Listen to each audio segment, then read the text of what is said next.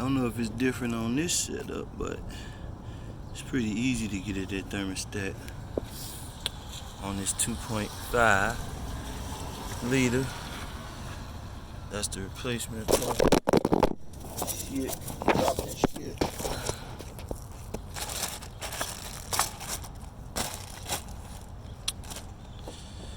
Yeah, that's the part number. But it's right there, 3 bolts. I'm about to get that in like 10 minutes. Alright. Once again, for the hose clamps, get you a hose clamp pliers.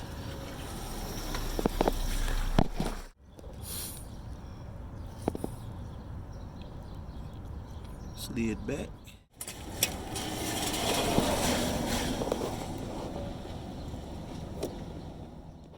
To get it off, do like that. Same with the top. Alright, now it's loose. See, I got that one held.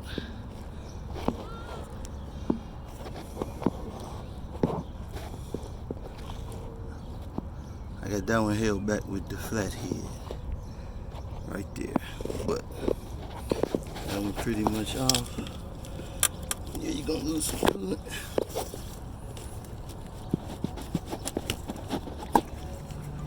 Not too much.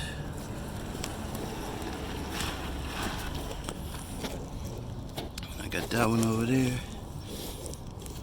It's 3/8.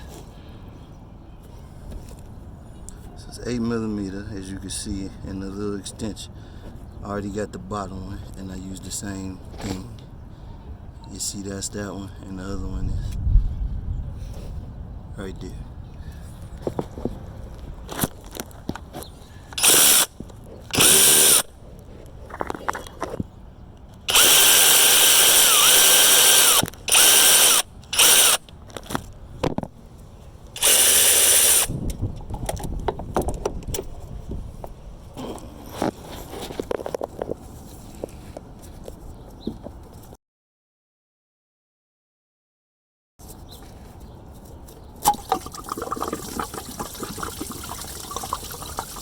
Lots of coolant, but it's cool.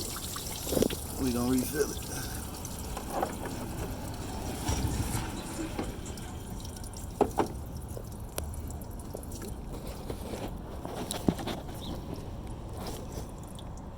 Clean it up, put the new one in. Put the new one back with the fixed thermostat. This is the old one. Don't look that stuck open, but obviously it was. Alrighty. Okay, the new one back in. That literally took less than 10 minutes. But okay. Alright, it's finished. Back installed. Now we fill it up with coolant and burp it. To bleed the air, you gotta unscrew this cap right here. Which I'm about to do, and come on back. As you can see, it leaking a little bit. Now I could go get my spill-free funnel too, but if you don't got that, this how you do it.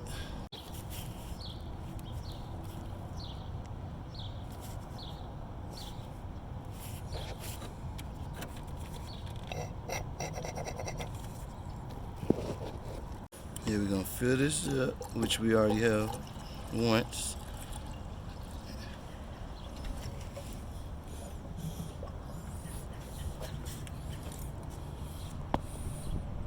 And the air comes out of there. You see it bubbling. And you can help it along by squeezing this top hose, but either way, it's gonna keep dropping over here. You do that till all the air gone. Up the temperature, it never went past like a quarter before getting the operating under temperature code, but as you can see, we're in the middle now, so the answer is to replace the thermostat with the housing because it comes as one unit. So there you go, you see it.